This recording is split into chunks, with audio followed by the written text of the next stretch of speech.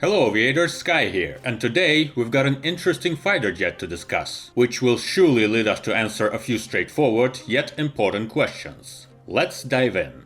Meet Mikoyan MiG-35.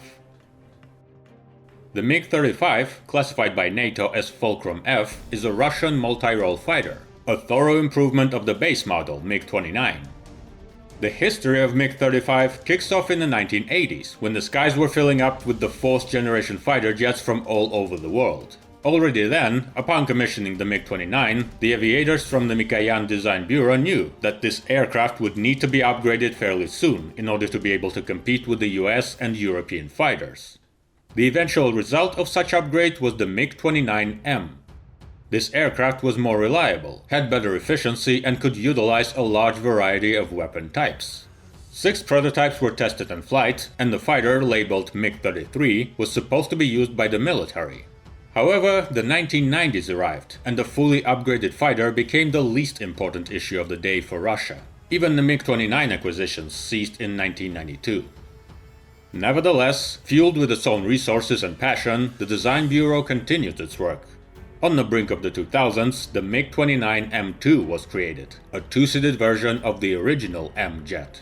Finally, in the 2000s, due to Russia's focus on military modernization, the fighter aircraft got a chance to be reborn. In 2007, the M2 was showed off in India, and it carried the name MiG-35. The jet took part in the MMRCA, Medium Multi-Role Combat Aircraft military tender. The MMRCA was labeled the mother of all tenders, with the Indian Air Force wanting to acquire 126 fighter jets. Of course, it became a frenzy, with Eurofighter Typhoon, FA-18EF Super Hornet, Dassault Rafale, JAS-39 Gripen, and F-16V Viper, all wanting a slice of the cake.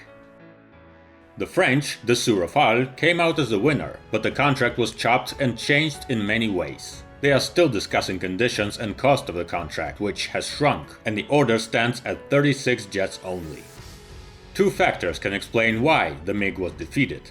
First, India already has a large fleet of Russian aircraft, the MiG-29K on aircraft carrier ships and the Su-30 jets on land. The unwillingness to become dependent on a single supplier is quite logical, so the country prefers to build its supply chain from different countries. Besides, the Indian Air Force has had past experience with the French fighters, the Jaguar and the Mirage. The second factor is that the MiG-35 received a huge amount of upgrades and innovations compared to the MiG-29. However, even though it gave it an increased potential, it also carried risks. The prototype turned out to be raw, and many of its systems did not comply with the required characteristics. Even though it was a sad outcome, this aircraft still had a future. At the start of 2017, the fighter was officially presented for flight testing and placed in line for use by the Russian Aerospace Forces. So now, the question that is asked by many enthusiasts. What are the differences between MiG-35 and MiG-29? How come this aircraft got so much fame and attention, if all it is an upgraded version of the previous fighter? Well, to find an answer to that, we'll have to check under the bonnet. At first glance, these planes are identical, but this is only the initial impression. The first main difference lies in the maximum takeoff weight. With both jets sharing similar dimensions, the MiG-35 can lift off at 24,500 kilograms, more than 54,000 pounds, versus the MiG-29's 18,000 kilograms, about 29,700 pounds. Yes, most of this difference is due to the amount of fuel carried, but still, a 6.5-ton difference is substantial. The aircraft got quite buff. The MiG-35 received many upgrades to its design, prolonging its lifespan and reliability. The operating costs dropped by more than a double, while flight time increased from 2.5 to 6,000 hours per plane. A significant experience from working with old and new models of series production aircraft aided with the MiG-35 development. A lot of technological advancements of the MiG-35 were previously worked into its close relative, the MiG-29K, a carrier-based version of the fighter. The reinforced chassis also came from the MiG-29K. Thanks to that, the fighter jet, which got significantly heavier, is able to take off and land on damaged, short runways. Most of the modern fighters would be risking to get seriously damaged in such conditions. The power plant consists of 2 RD-33MK turbofan jet engines. While the thrust didn't change much, 53 kilonewtons during normal flight and increasing to 88 kilonewtons in afterburner mode, with 2 of these engines, the aircraft was never shy of power. This time, the engineers focused on reliability, which improved drastically, practically doubled. Right now, someone is definitely eager to say, this is a brand new super fighter jet, why the hell are you focusing on the service lifespan? The answer is simple. One of the main flaws of the MiG-29 was the price and the difficulty of its maintenance, which was similar to that of the larger aircraft, such as the Su-27. Comparing the two, the Su-27 is a step ahead, as it is a larger and a more powerful fighter, which meant that there was little reason to go for the MiG-29. In fact, for that reason, the Sukhoi became so popular over the last 20 years. However, now, a major increase in lifespan and reliability of the MiG-35, coupled with the price and easy maintenance, makes it a no-brainer for the military. Let's go on. Combat capabilities. While the MiG-29 has 6 hardpoints, MiG-35 got upgraded to 8, with 4 on each wing. The aircraft can use the full range of weapons available to the modern Russian fighters, including air-to-surface missiles, which allows it to attack ground and seaborne surface targets. That is considered a large leap forward, since the MiG-29 could only be used in dogfights, and that's not enough for modern warfare.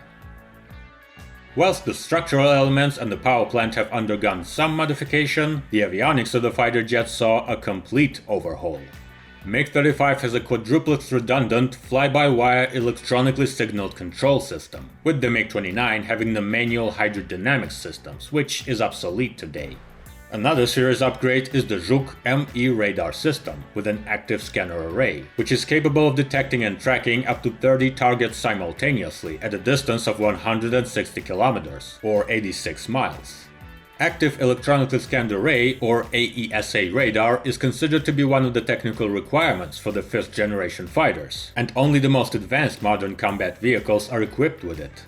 In addition, the cockpit and the helmet of the pilot were improved, as well as protection and electronic warfare systems. How about a little demagogy? Let's say we've got the MiG-35. Why do we even need it? Despite the harsh competition, it has prospects both in Russian aviation and on the international market. Of course, the world is slowly being won over by the next-gen fighters, such as the F-22, F-35, Su-57, J-20 and J-31, and they will boss the skies. However, this will take time, since the new airplanes are really expensive and they all have problems. So it is too early to decommission the planes of the previous generation. The world aviation companies continue to offer their veteran aircraft, constantly upgrading them. The best example would be the Boeing, with their F-15 and F/A-18, which are not even thinking of going off the stage, just like the European and Russian aircraft. In Russia, while the Su-57 is being commissioned, the Su-35 is considered to be the main modern 4th generation fighter. A great plane, but it's heavy and expensive, so won't fit everywhere. There is talk of a 5th generation lightweight fighter, something like the F-35 from Lockheed Martin. But little is known about this project, and such a complex program might take 10 to 15 years to come to life. And so, here is the MiG-35, which is an efficient, reliable and lightweight fighter. It can be bought in bulk, and can easily replace a fleet of old machines, both in Russia and in other countries that already have experience with the old MiG-29 jets. Unfortunately, the recent economic difficulties didn't allow the aviators to prop up their production quickly enough, and so the distribution of the aircraft has only begun. One of the main clients is the Russian Aerospace Force, who are waiting for MiG Corporation to supply them with 24 new single-seater and two-seater aircraft, with some already delivered. Besides Russia, the planes may be supplied to parts of Asia and the Middle East. All in all, that's the history of the MiG-35. We can only wish it luck and great battles in the conquering of the aviation market.